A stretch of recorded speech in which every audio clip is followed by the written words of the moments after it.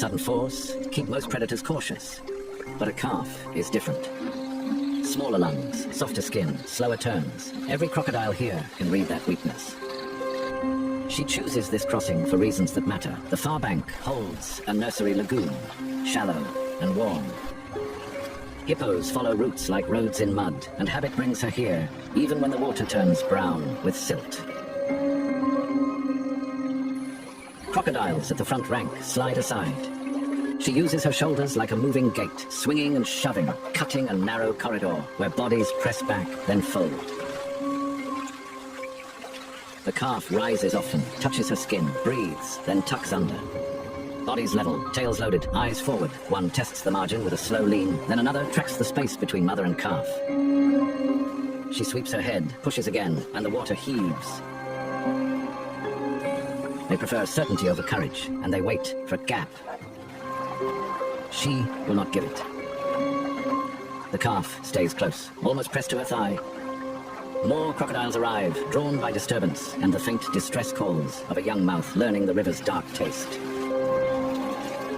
Ridges and swirls rise all around. She opens her mouth in a wide threat gape.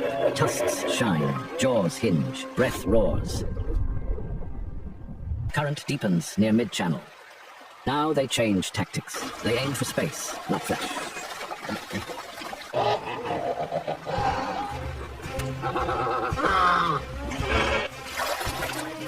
Sometimes it climbs along the slope of her back for a few heartbeats. A little height buys time. A little time buys distance. They slide between mother and calf, trying to widen the seam. She bellows, drives forward, and opens water with her skull. Risk spreads, boldness grows. The mother rams again and again. She churns the bed, lifts bodies, snaps and roars, and the sound carries to the far reeds, but she cannot block every line at once. Teeth scrape skin without purchase. The youngster slips free, and the mother slams down with her chest.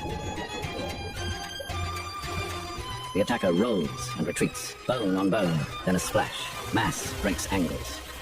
The line reforms. The second strike comes low and fast. The calf jerks, vanishes in a boil of silt, and the mother spins with explosive force. She bites a crocodile across the snout, lifts and throws. The sound is a crack, followed by foam and mud. It snaps back at her muzzle. Bubbles rise, silence, then a gasp. The calf breaks the surface, alive. But a crocodile snaps on its front leg in a hard clamp. The mother lunges in a single beat. She grips the attacker behind the head where armor thins, and she bites.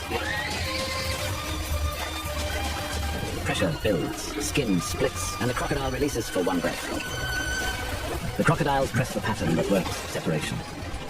They use tight water and sheer weight to slow her turns and draw the calf away. For a breath, the youngster loses contact. The line breaks. Teeth already set, and the river erupts into short, violent jolts. Crocodiles seize soft parts first to end movement quickly and to avoid the mother's heavy strikes. Today, the margin failed. Here, power protects until a boundary collapses. The river offers no favor, only current, numbers, and the narrow distance a mother can hold between danger and her young. The river tells the same lesson every day. Her calf survives by staying close. Hippo cows keep newborns tight to the flank, nose to skin. So the youngster can find air fast and follow without seeing. Calves are born in shallows or on quiet banks, then nudged into water within hours. They ride on the mother's back when depth rises, and they nurse underwater by sealing nostrils and surfacing between gulps. The cow positions her body between teeth and calf, turns broadside to block, yawns to warn, and rams when warning fails. Dung showering marks boundaries. The tail spins and scatters scent across the surface and banks. A wide yawn displays tusks like tools. Power anchors hippo society. Adult males hold territories in deep pools and river bends, spacing the herd with warning rituals. Incisors for scraping, canines grown into long ivory blades that sharpen with use. Most disputes end at the surface with gapes and lunges that push rivals to the margins. When status is not settled, fights erupt. They are abrupt, Violent and loud, heads slam, jaws close on thick hide, bodies twist to throw weight into water, scars map old seasons on every dominant bull. Fights spike when water shrinks, when cows come into estrus, or when a strong subadult presses for space. Cows fight too, especially when calves wander into a dominant male's path, or when crowding drives strangers too close. Strength here is not sprint speed, it is mass, momentum, and a bite that crushes bone. Even so, fights are costly. A bull that wins today carries bruises into tomorrow, and a bull that loses may be forced from the pool to shallow, dangerous water, where crocodiles wait, and where nights on land run longer. Order returns quickly once a winner holds center. Heat writes the daily schedule. Hippos are built for water. Skin is thin for an animal this size, and it dries fast. Sun drives them under. Only eyes, ears, and nostrils remain above the line. A reddish secretion beads on skin. When air bakes and waterholes shrink, the surface turns to crowd. On such days, other giants enter. Elephants wade in to drink and bathe, and their bulk can push hippos from the center of the pool to the seam, or even clear a channel to the only deep pocket left. Hippos yield rather than take tusks to the face. They grumble, shuffle, and pack tighter against the bank. Buffalo herds do the same at times, filling the shallows in a single push.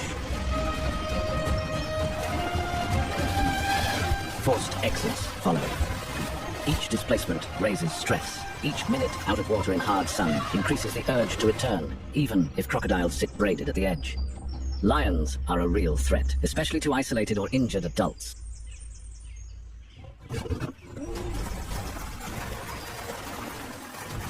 The answer is depth. A quick pivot and a direct drive into deep water end most attempts. In channels, mass and bite rule. Lions avoid the risk. Keep water within a few strides, avoid narrow ledges, and hold position in depth. This is how hippos shut down a pride's advance.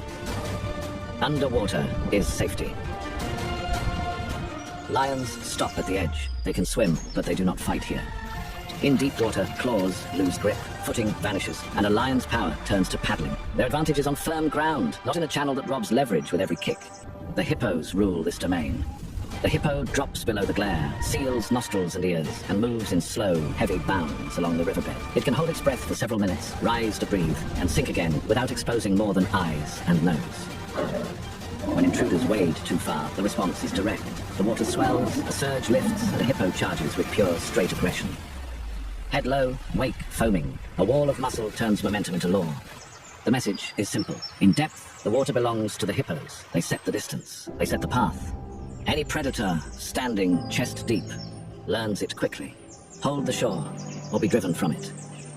When rain fails, rivers fall into pieces. Pools pinch into beads on a string. Side channels vanish. Clay pans harden at the edges and liquefy in the middle. Hippos gather in hundreds, pressed nose to rump in troughs of black mud. Breathing becomes an act of crowd management.